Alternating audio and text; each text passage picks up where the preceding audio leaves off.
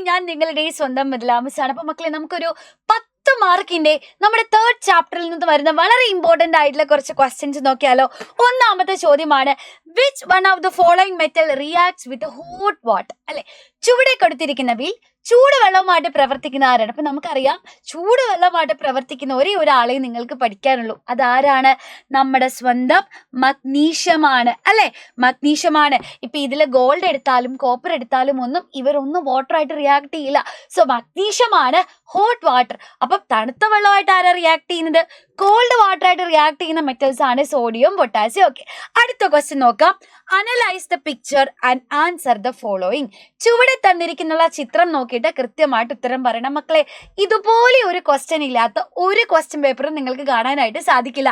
അപ്പൊ നോക്കിക്കേ, which ion is responsible for the colour of the solution? അപ്പൊ ഇവിടെ തന്നിട്ടുള്ള സൊല്യൂഷൻ എന്ന് പറയുന്നത് കോപ്പർ സൾഫേറ്റ് ആണ്. അല്ലെ, കോപ്പർ സൾഫേറ്റിന് നല്ല ഭംഗിയുള്ള നീല നിറമാണ്. ആ നീല നിറത്തിന് കാരണം ആരാണ്? കോപ്പർ സൾഫേറ്റിന്റെ നല്ല ഭംഗിയുള്ള നീല നിറത്തിന് റെസ്പോൺസിബിൾ ആയിട്ടുള്ളത് Cu2+ അയോൺസ് ആണ്, കോപ്പർ അയോൺസ് ആണ്. ഇനി in which beaker does colour change occur? അല്ലെ മക്കളെ, ഏത് ബീക്കറിലെ ലായനിക്കാണ് നിറം മാറ്റം സംഭവിക്കുന്നത്? അപ്പൊ നിറം മാറ്റം സംഭവിക്കണം എന്നുണ്ടെങ്കിൽ ഇവിടെ ഒരു ഡിസ്പ്ലേസ്മെന്റ് റിയാക്ഷൻ, അല്ലെ, ഒരു ആദേശ രാസപ്രവർത്തനം നടക്കണം. ശരിയാണോ മിസ് പറഞ്ഞത്? ശരിയാണ്. അങ്ങനെയാണെങ്കിൽ ഇവിടെ ആദേശ രാസപ്രവർത്തനം നടക്കണമെങ്കിൽ ഇവിടെയുള്ള മെറ്റൽസ് തമ്മിൽ റിയാക്ടിവിറ്റിയിൽ ഡിഫറൻസ് വേണം. അല്ലെ, ക്രിയാശീലത്തിൽ വ്യത്യാസം വേണം. ആദ്യം കോപ്പറുമാണ്, രണ്ടുപേരുടെ റിയാക്ടിവിറ്റി സെയിം, റിയാക്ഷൻ നടക്കില്ല. പിന്നെയുള്ളത് അയണും കോപ്പർ സൾഫേറ്റുമാണ്. അപ്പൊ നമുക്കറിയാം, നമ്മുടെ അയണിന് കോപ്പറിനെക്കാട്ടിലും റിയാക്ടിവിറ്റി കൂടുതലാണ്. അല്ലെ, അപ്പൊ റിയാക്ടിവിറ്റി കൂടിയ അയൺ റിയാക്ടിവിറ്റി കുറഞ്ഞ കോപ്പറിനെ എന്ത് ചെയ്യും? ഡിസ്പ്ലേസ് ചെയ്യും. അപ്പൊ ഈ ബി എന്ന് പറയുന്ന ബീക്കറിൽ ഡിസ്പ്ലേസ്മെന്റ് റിയാക്ഷൻ നടക്കും. ഇനി നോക്കിക്കേ, സിൽവറും കോപ്പർ സൾഫേറ്റുമാണ്. മക്കളെ, സിൽവറിന് കോപ്പറിനെക്കാട്ടിലും റിയാക്ടിവിറ്റി അഥവാ ക്രിയാശീലം കുറവാണ്. ശരിയല്ലേ? അപ്പൊ സിൽവറിന് ഒരിക്കലും കോപ്പർ സൾഫേറ്റിൽ നിന്ന് കോപ്പർ അയോൺസിനെ ആദേശം ചെയ്യാൻ അല്ലെങ്കിൽ ഡിസ്പ്ലേസ് ചെയ്യാൻ കഴിയില്ല. സോ ഇവിടെയും ഡിസ്പ്ലേസ്മെന്റ് റിയാക്ഷൻ നടക്കില്ല. അപ്പൊ ഏത് ബീക്കറിലാ കളർ ചേഞ്ച് നടക്കുക? ഡിസ്പ്ലേസ്മെന്റ് റിയാക്ഷൻ നടന്നിട്ടുള്ള, നോക്കിക്കേ മക്കളെ, ബി രണ്ടാമത്തെ ബീക്കറിലാണ് കളർ ചേഞ്ച് ഉണ്ടാവുന്നത്. ഇനി write the chemical equation or reaction that causes the colour change. നോക്കിക്കേ മക്കളെ, നിറം മാറുന്നതിന് കാരണമായ പ്രവർത്തനം, അതായത് ഇവിടെ നടന്നിട്ടുള്ള ഡിസ്പ്ലേസ്മെന്റ് റിയാക്ഷന്റെ ഇക്വേഷൻ, രാസസമവാക്യം എഴുതണം. അയണും കോപ്പർ സൾഫേറ്റും തമ്മിലാണ്. അല്ലെ, അപ്പൊ നമ്മൾ എങ്ങനെ എഴുതാം മക്കളെ?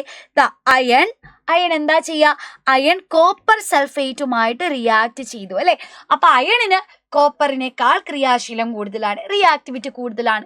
അതിനെന്താ ചെയ്യുക? നൈസായിട്ട് കോപ്പർ അയോൺസിനെ ഡിസ്പ്ലേസ് ചെയ്യും. അല്ലെ, കോപ്പർ അയോൺസിനെ ഡിസ്പ്ലേസ് ചെയ്താൽ കോപ്പർ അയോൺസ് അവിടെ കോപ്പർ ആറ്റമായിട്ട് മാറും. അയണും അതേപോലെ സൾഫേറ്റ് അയണും തമ്മിൽ റിയാക്ട് ചെയ്ത് നമുക്ക് ഫെറസ് സൾഫേറ്റിനെ കിട്ടും. അപ്പം ഇതാണ് ഇവിടെ നടന്നിട്ടുള്ള ഡിസ്പ്ലേസ്മെന്റ് റിയാക്ഷൻ. ഈ ഡിസ്പ്ലേസ്മെന്റ് റിയാക്ഷന്റെ ഫലമായിട്ടാണ് കളർ ചേഞ്ച് വന്നിട്ടുള്ളത്. സെറ്റ്.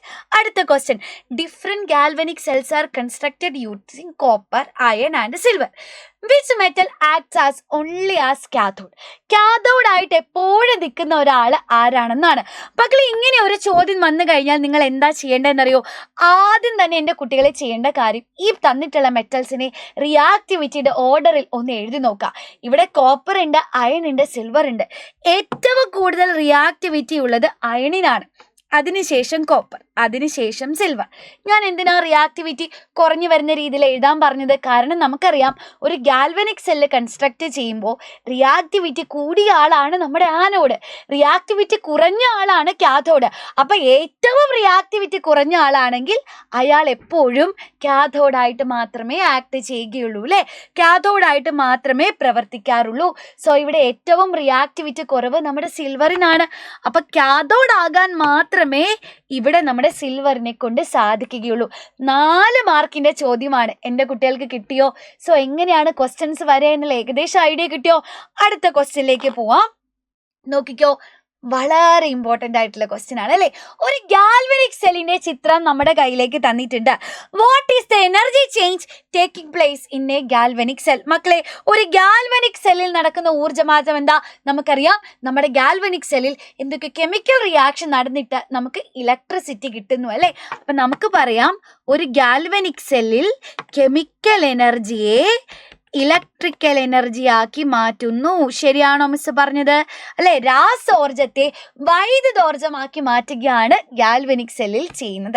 ഇനി അടുത്തത്, ഐഡന്റിഫൈ ദ ആനോഡ്. ഇവിടെ നോക്കിക്കുക മക്കളെ, സിങ്കും ഉണ്ട് കോപ്പറും ഉണ്ട് അല്ലെ. അപ്പൊ നമുക്കറിയാം, സിങ്കും കോപ്പറും ഉണ്ടെങ്കിൽ സിങ്കിന് കോപ്പറിനെ കാട്ടിലും റിയാക്ടിവിറ്റി കൂടുതലായിരിക്കും.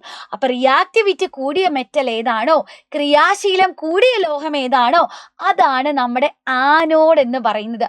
അപ്പൊ ഇവിടെ സിങ്കിനാണ് റിയാക്ടിവിറ്റി കൂടുതൽ, സോ സിങ്ക് ആയിരിക്കും ഇവിടുത്തെ നമ്മുടെ ആനോഡ് എന്ന് പറയുന്നത്. ഇനി ആനോഡിൽ നടക്കുന്ന കെമിക്കൽ റിയാക്ഷന്റെ ഇക്വേഷൻ എഴുതണം. അപ്പോൾ നമ്മുടെ ആനോഡിൽ എന്താ നടക്കുക? ആനോഡിൽ എപ്പോഴും ഓക്സിഡേഷൻ ആണ് അല്ലെ. ആനോഡിൽ നടക്കേണ്ടത് ഓക്സീകരണമാണ്. അപ്പോൾ ഓക്സീകരണം അഥവാ ഓക്സിഡേഷൻ എന്ന് പറഞ്ഞാൽ എന്താ? ലോസ് ഓഫ് ഇലക്ട്രോൺസ്, ഇലക്ട്രോൺസിനെ വിട്ടുകൊടുക്കുന്നതാണ്. നമ്മുടെ സിങ്ക് എപ്പോഴും 2 ഇലക്ട്രോൺസിനെയാണ് വിട്ടുകൊടുക്കുക. അപ്പം നമുക്ക് എഴുതാം, നമ്മുടെ സിങ്ക് 2 ഇലക്ട്രോൺസിനെ വിട്ടുകൊടുക്കും. മക്കളെ, 2 ഇലക്ട്രോൺസിനെ വിട്ടുകൊടുത്താൽ നമ്മുടെ സിങ്കിന് 2 പോസിറ്റീവ് ചാർജ് വരും. അപ്പൊ Zn 2++ 2 ഇലക്ട്രോൺസ്. അപ്പൊ നമ്മുടെ സിങ്ക് Zn 2+ അയോൺ ആയിട്ട് മാറുന്നതാണ് ഇവിടെ നടക്കുന്ന ആനോഡിൽ നടക്കുന്ന ഇക്വേഷൻ. ഇനി in which electrode does oxidation take place? മക്കളെ, ഓക്സീകരണം നടക്കുന്നത് ഏത് ഇലക്ട്രോഡിലാ എന്ന് ചോദിച്ചാൽ സിങ്കിലാണോ കോപ്പറിലാണോ എന്നല്ല, ഏത് ഇലക്ട്രോഡിലാണ് എന്ന് ചോദിച്ചാൽ ആനോഡിലാണോ കാഥോഡിലാണോ? ഏതിലാണ്? ആനോഡിലാണ് എപ്പോഴും ഓക്സീകരണം നടക്കുന്നത് കേട്ടോ, ആനോഡിലാണ്.